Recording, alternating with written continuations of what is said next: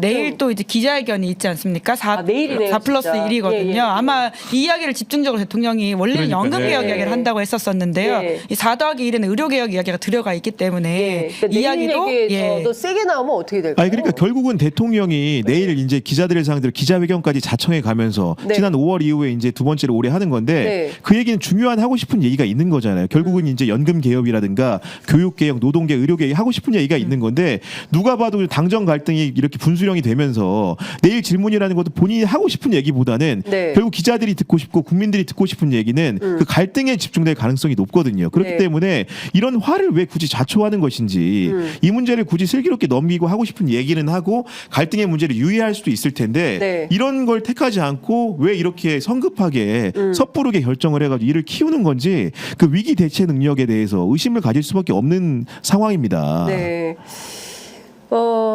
이 정무 감각을 어떻게 해야 되냐. 그러니까 이거를 김순덕 칼럼이 그렇게 지적하더라고요. 국민들이 막 비판했을 때 개사과했잖아요.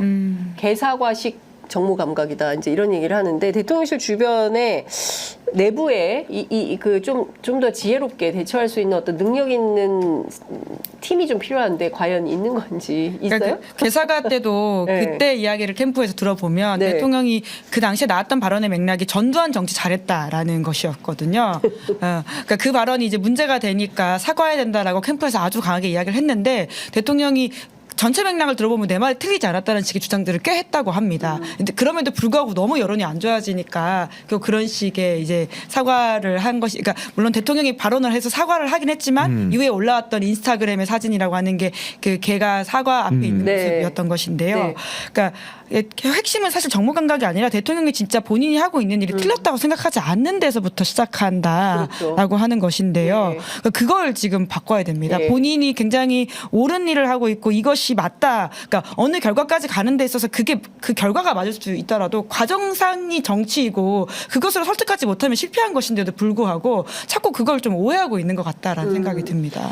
그러니까 지금 저는 이것도 참 그렇습니다. 대통령이 막 건건이 지금 거부권 21번째 행사하고 있는데 오늘 오후 2시에 열리는 국회 본회의에서 대통령이 거부권 행사했던 그 법안을 합의 처리하는데 거기에 전세사기 특별법도 포함되어 있고 간호법도 포함이 되어 있습니다. 그때는 왜 그렇게 거부를 해놓고 이제는 의료 대란, 의사 파업 문제를 해결할 수 없으니까 PA 간호사들, 진료 보조하는 간호사들을 늘리겠다. 이게 핵심 포인트인 것 같아요.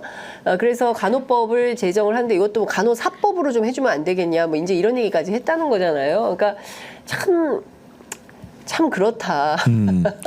참 뭐라고 표현해야 됩니까? 그러니까 그 이해 요구, 이해 관계에 따라서 얼마든지 표변하는 시기라면 의가 어디 있고 도가 어디 있는 것인가 대한민국 정치에 그동안 그래도 이 정도는 아니었던 것 같거든요. 최소한의 어떤 의도 있고 도도 있고 이랬는데 지금 윤석열 정권은 그게 없어요. 그러니까 아무 때나 필요할 때나 말을 바꾸고 필요하면 그때그때 얻어서 아주 기회주의적으로 행동하는 것에 대해서 국민들이 아주 그냥 이제는 넌덜머리가 나는 것 같아요. 그러니까 입법이라는 건 기본적으로 나라의 근본을 바꾸는 일이기 때문에 신중한 거고 정부의 원리 원칙이 분명히 있어야 되는 겁니다. 그 전세사기 특별법 같은 거에도 보면은 LH가 경공매로 이제 나온 피해 주택들 있잖아요. 그걸 매입을 해가지고 차익을 피해자들에게 지급하거나 아니면 낙찰받은 피해 주택을 임대주택 형태로 빌려준다는 거예요.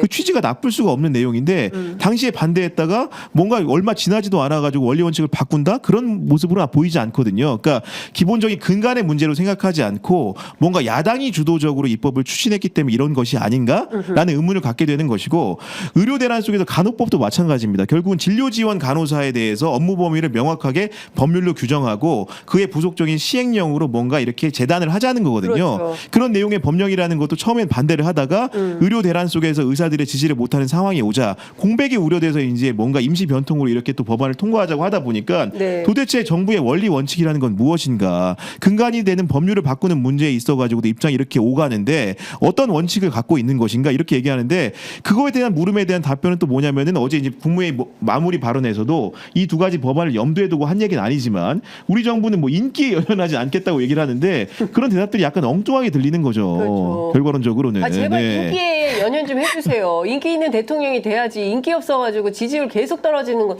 생각해봐야 됩니다. 아, 내가 뭘 잘못하고 있나 보다. 내가 뭘 잘못하고 있으니까 지지율이 계속 떨어지지. 그럼 좀 잘해야겠다. 학생이 성적 떨어지면 안 되겠네. 공부 좀 해야겠네. 이런 생각하는 것처럼 대통령이 지지율이 좀 떨어지면 안 되겠다. 국민들이 무슨 생각하는지 그게 그 가서 셀카만 찍는 게 아니라 정말 민생 현장을 좀 돌아다니면서 시장도 가보고 시민들도 만나보고 뭐 이렇게 해야 되는 거 아니겠습니까? 네, 그게 그래야 국가의 지도자 아니에요? 그러니까 이게 또다시 지적할 수밖에 없는데요. 윤석열 대통령의 처음에 임기 시작했을 때 검사처럼 대통령직을 수행하고 있다는 말 참 많이 했거든요. 그리고는 총선이 끝나고 나서 대통령이 이제 좀 정치를 해봐야 되겠다는 식의 말을 했다라고 보도가 된 바가 있지 않습니까? 근데 여전히 검사처럼 정치하고 있다는 생각이 드는 게 특히나 윤석열식 특수수사라고 하는 것이 이미 그 혐의를 단정해놓고 그 피의자와 관련해가지고 모든 혐의를 샅샅이 다 뒤진 다음에 우선 기소하고 무죄가 나오면 법원을 비판하는 식으로 피해간 바가 있습니다. 한 12개 기소하면 그중에 하나는 유죄가 나오겠지라는 식인데요.